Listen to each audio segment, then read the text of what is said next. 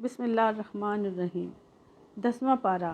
اس پارے میں 2 حصے ہیں، سورہ انفال کا بقیہ حصہ اور سورہ توبہ کا ابتدائی حصہ۔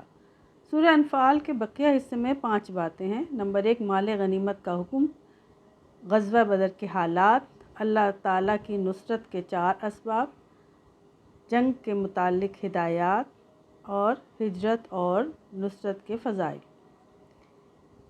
نمبر 1، مال غنیمت کا حکم۔ اس میں بتایا گیا ہے، اس مال غنیمت کا حکم یہ بیان ہوا کہ خمس نبی علیہ السلام آپ کے اقربا، یتیموں، مسکینوں اور مسافروں کے لیے ہے اور باقی 4 حصے مجاہدین کے لیے ہیں۔ غزوہ بدر کے حالات کے متعلق بات کرتے ہوئے کہا گیا ہے کہ کفار مسلمانوں کو اور مسلمان کفار کو تعداد میں کم سمجھے، اور ایسا اس لیے ہوا کہ اس جنگ کا ہونا اللہ کے ہاں طے ہو چکا تھا۔ نمبر 2، شیطان مشرکین کے سامنے ان کے اعمال کو مزین کر کے پیش کرتا رہا۔ دوسری طرف مسلمانوں کی مدد کے لیے آسمان سے فرشتے نازل ہوئے۔ کفار غزوہ بدر میں ذلیل و خوار ہوئے۔ نمبر 3، اللہ تعالیٰ کی نصرت کے 4 اسباب۔ نمبر 1، میدان جنگ میں ثابت قدمی۔ نمبر 2، اللہ تعالیٰ کا ذکر کثرت سے۔ نمبر 3، اختلاف اور لڑائی سے بچ کر رہنا۔ نمبر 4، مقابلے میں ناموافق امور پر صبر۔ نمبر 4، جنگ سے متعلق ہدایات میں کہا گیا کہ نمبر 1، دشمنوں سے مقابلے کے لیے مادی، عسکری اور روحانی تینوں اعتبار سے تیاری مکمل رکھیں۔ نمبر 2، اگر کافر صلح کی طرف مائل ہوں تو صلح کر لو۔ نمبر 5، ہجرت اور نصرت کے فضائل۔ نمبر 1، مہاجرین و انصار سچے مومنین ہیں۔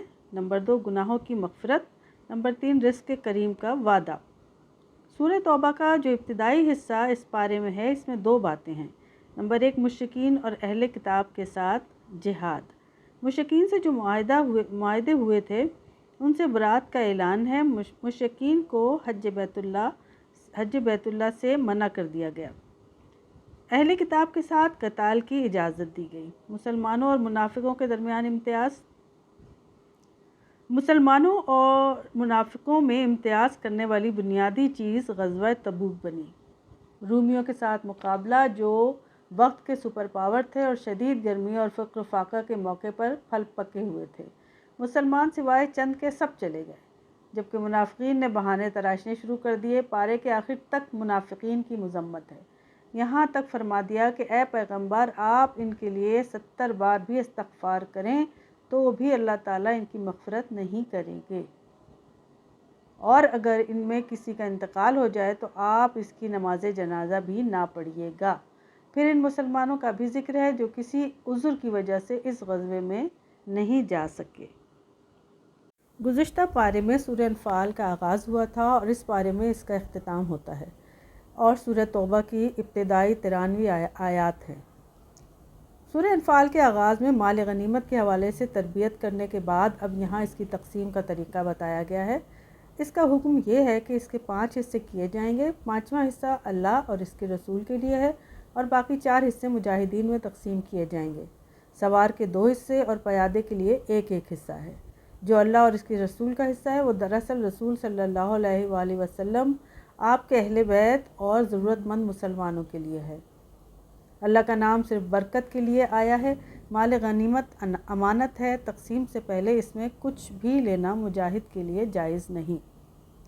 اس کے بعد غزوہ بدر کی تھوڑی سی تفصیل بیان کی گئی ہے۔ اس غزوے کے موقع پر شیطان بھی بنو مدلج کے ایک سردار کا روپ دھار کر قریش کے لشکر کے ساتھ آیا تھا۔ جب اس نے فرشتوں کو دیکھا تو واپس چلا گیا اور عین مارکے میں دھوکہ دے گیا۔ یہی اس کی عادت ہے کہ عین وقت پر دھوکہ دے جاتا ہے۔ یہ منظر کشی بھی کی گئی کہ کس طرح فرشتے دردناک طریقے سے کافروں کی جان نکال رہے تھے۔ یہاں اللہ تعالیٰ نے ایک اہم اصول یہ بتایا کہ جب تک انسان اپنے اعمال نہیں بدلتا، اللہ تعالیٰ اس کے حالات نہیں بدلتا۔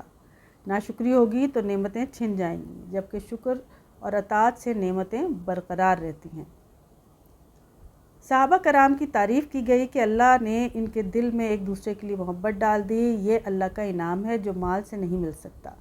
تسلی دی گئی کہ اللہ اور اس کے رسول کی پیروی کرنے والے مومنین کے لیے اللہ کافی ہے۔ جو اللہ کے احکام کی حفاظت کرتا ہے اللہ اس کی حفاظت کرتا ہے۔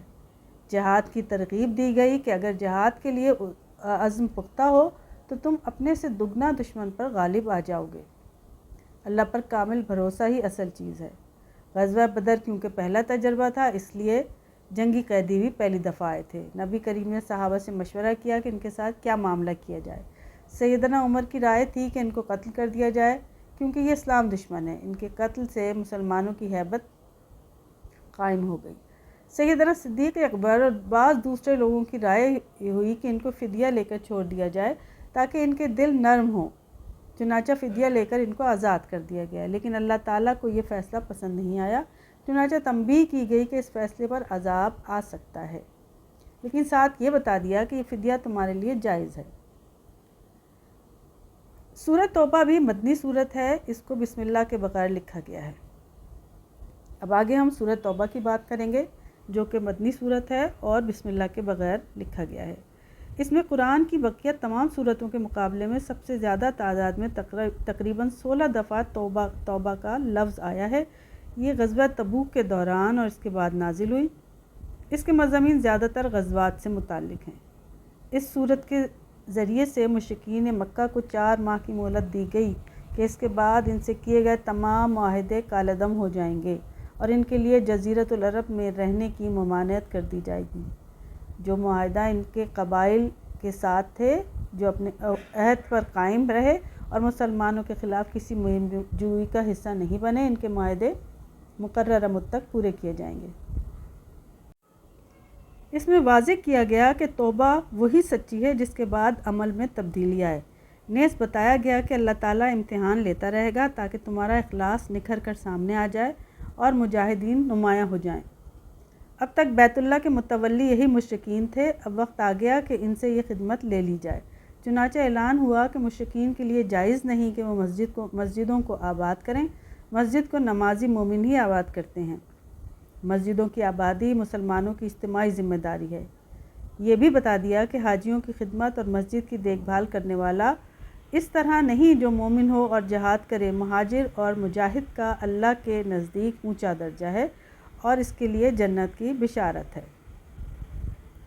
اس کے بعد تھوڑا سا تذکرہ غزوہ حنین کا ہے۔ فتح مکہ کے بعد نبی کریم صلی اللہ علیہ وآلہ وسلم نے حنین کی طرف قصد کیا۔ مسلمانوں کی تعداد اس جنگ میں پچھلے تمام غزوات سے زیادہ تھی، چنانچہ انہیں اپنی کثرت پر فخر ہوا کہ آج ہمیں کوئی نہیں ہرا سکتا۔ اللہ تعالیٰ کو یہ بات پسند نہیں آئی اور معاملہ اس کے برعکس کر دیا۔